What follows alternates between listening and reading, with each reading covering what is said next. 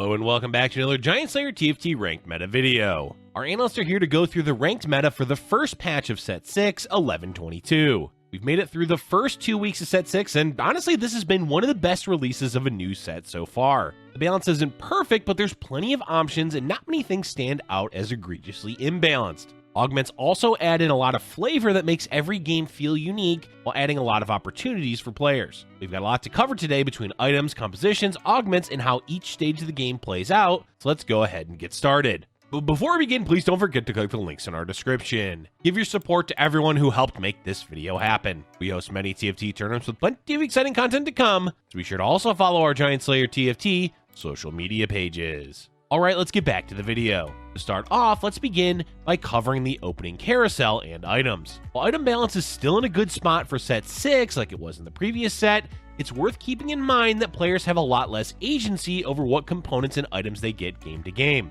This is because without armories, the only choice a player has is either on the carousel or through augments. That said, augments can provide a lot of value such as item grab bag, junkyard, and other similar ones. But at the end of the day, the control a player has is limited on what components they can get from the carousel and every so often from augments. In terms of what components are highest priority, well, it's really up to player preference. For players that want to play flexibly, then most components can be utilized effectively. Chain vest and belt are likely better for that style of play since they build into early game frontline items like Warmog, Sunfire Cape, Bramble Vest, and Stoneplate. Using items such as those on your frontline can be a surefire way to win early rounds. For more specific play styles, AD-centric players will gravitate towards swords, bows, and gloves. Swords turn into Infinity Edge and Giant Slayer. Giant Slayer in particular is quite good this set with so many high health champions. Unfortunately, since they changed Deathblade to be less deathy and more bladey, it's no longer that great of an item, so most of the time it's going to be a toss-up between the two items we listed for AD specific items. Next up is Bow. Bow is honestly one of the better components in set 6 because of two items, Rageblade and Runins. Even though Runins lost applying on hit effects, it's still quite effective for a lot of carries, specifically Urgot and Yone. It just adds a lot of utility and damage disruption, though keep in mind it's not really an early game item. Rageblade is fantastic for a lot of champions since attack speed scaling in this set is quite nutty. Glove mainly gets used for Infinity Edge, Jeweled Gauntlet, and occasionally Hand of Justice. Hand of Justice is still decent, but not as amazing as it used to be. Glove also gets used for utility items like Banshee's Claw and Shroud, with Shroud being one of the all-around better late-game items. This is because quite a few champions have high mana pools, particularly those with high impact abilities, so shutting them down with Shroud is highly effective.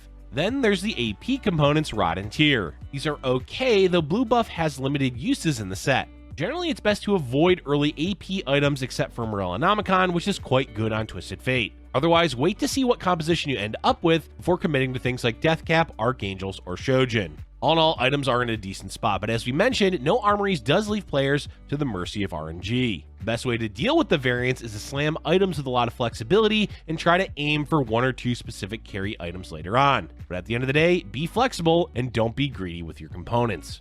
With that, we can move into the early game and Stage 1. Stage 1 isn't anything special in this set compared to others, as the main goal is to find pairs. What is special about Gizmo and Gadgets is, of course, augments. On 1.4, when the first augment option pops up, it's worth taking your time to decide what to take, even if the choice is obvious. Scout around during this time period and see what others are choosing.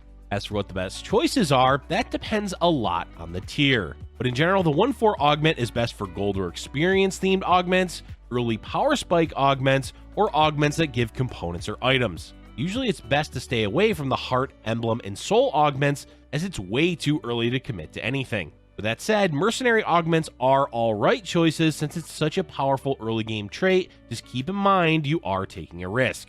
Golden XP augments are likely the best since they provide a lot of value such as Rich Get Richer, Windfall, Clear Mind, and Hyper Roll. There's a few other options, and almost any related to either gold or experience is worth taking. Otherwise, you can look for strong early game augments to win streak with, such as Built Different, Feather's Edge, or Trade Sector. And of course, item augments are always useful like Item Grab Bag, but by far the best is Junkyard, since you can begin farming components early on in the game. All in all, the best choice is based around your game plan, whether that's to gain a significant early game advantage, play for the mid game, or aiming for a strong late game. Just be sure to scout what others took as their augment. Speaking of scouting, make sure you check what the mutant power is every game, as well as the socialite hacks when you have the chance. On to stage 2, where the main goal is usually to win streak, though augments and traits can change that. Calculate a loss, for example, wants you to lose, while a synergy like Yordle's isn't likely to win rounds, but gives you passive gold income. And of course, Mercenary is ideal to have right away on 2-1 to begin farming losses for a strong cash out in stage 3. There's plenty of ways to win streak early, but keep in mind augments really do throw a wrench into that game plan, so be diligent on scouting. The best early game boards to play are usually Scrap with Innovator, Bruiser with Chemtech, or individually strong units like Camille, Twisted Fate, and Darius. Continuing on in stage 2, make sure you're leveling at standard intervals, because hitting early 3 and 4 cost champions can put you in a strong position mid-game. Speaking of, let's move into the mid-game with stage 3. Stage 3 is relatively calm in set 6, though there's plenty of power spikes to be hit, especially with the augment on 3-3. For the most part, aim for level 6 on 3-2 and play to stabilize and build your economy. This does depend on your stage 2, as a low roll early game means you need to roll on 6, and Mercenary generally wants to cash out during stage 3. If you do roll, try and stabilize with a few upgrades or specific traits. Academy, for example, begins scaling well at level 6 and 7 if you hit a few of the champions, especially Katarina 2 or an early Yone. A lot of 4 costs in general are great in stage 3, like Fiora, Orianna, Urgot, and as mentioned, Yone. The main round in stage 3 that really matters is 3-3 with the second augment choice. Here's where a lot of players gain a major foothold in the game, or if they were behind, they get enough of a spike on their board to stabilize for stage 4. Unlike the 1-4 augment, it's generally preferable to avoid experience-related augments since they won't gain as much value. A lot of the same rules apply here besides that, though emblems, hearts, and souls are potential pickups now. Specifically, trait augments are also not a bad choice here, like Chemical Overload, Sharpshooter, On Guard, and other similar types of augments, since they can enhance your existing comp. Overall, the goal for the 3-3 augment should be to enhance your board strength or look for an augment that will assist you later on in the game. And of course, Scout.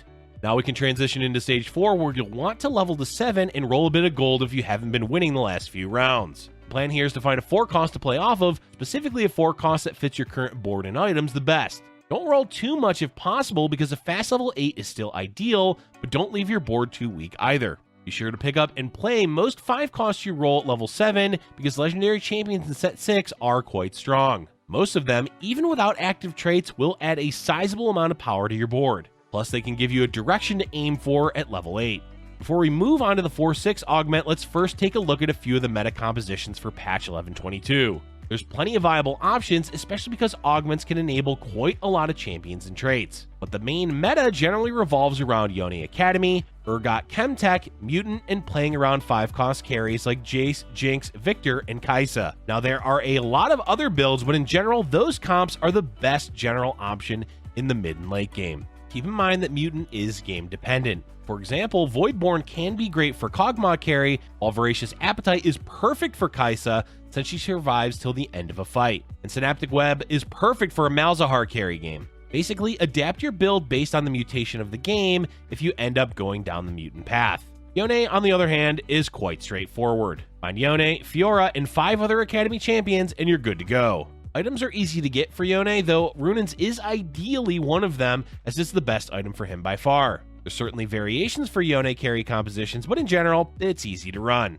Chemtech can also be flexible with Urgot and Victor as potential carries, but augments assist this composition a lot. Specifically, Chemical Overload, as Chemtech is usually paired with Bruisers, which makes the board quite beefy, meaning the explosion on death does even more damage. Victor also opens up the door for Arcanist, which is generally playable with Lux carry, but Lux is generally an alternative carry for Academy. And as for the 5-cost champions, just put a composition around them as needed. The only ones that really require specific boards are Kai'Sa with Mutant and Akali with Assassin Syndicate.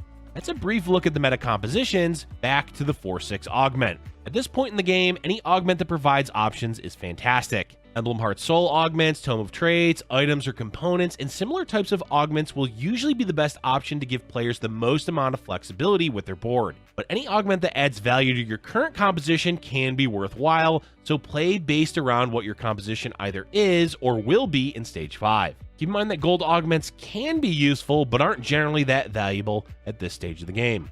And finally, we move into the late game. Look to hit level 8 somewhere between 4.5 and 5.3, depending on how much you rolled at 7 and the state of your economy in stage 4. Finish piecing your board together to roll and stabilize as best you can. Level 9 is doable in set 6 because a lot of level 8 boards are strong enough to slow play the game, but don't hold onto your gold too long or you will get outscaled. Late game is mostly about finding 5-cost champions like the carriers we mentioned before, but also utility units like Tom Kench for your frontline and Yumi for CC and shields. In addition to that, splash traits like Enchanter and Socialite can be quite good to add in if they can easily fit onto your board. And lastly, additional CC is always useful like Braum or Galio. As always, the main goal in the late game should be focusing on positioning and scouting. There's a ton of ways to optimize positioning in set 6, so the best advice we can give in regards to that is to practice a lot and pay attention to what works and what doesn't. Plus, watching streams can be a good way to learn. Thankfully, it seems like set 6 gives players a lot of agency in the game, with 5-cost champions being so good, but at the end of the day, if you want to have a more consistent placement, then we recommend improving your early and mid game. That's all for today, folks. Overall, what a great patch 11.22 has been. It bodes well for the future of the set, as they won't have to do too many balance adjustments to keep the meta diverse and interesting. Let us know in the comment section below how your ranked climb has gone in the first 2 weeks of set 6, as well as what you're looking forward to in patch 11.23. Thank you for watching, and if you're enjoying our content, be sure to hit the like button and subscribe for future Giant Slayer TFT videos.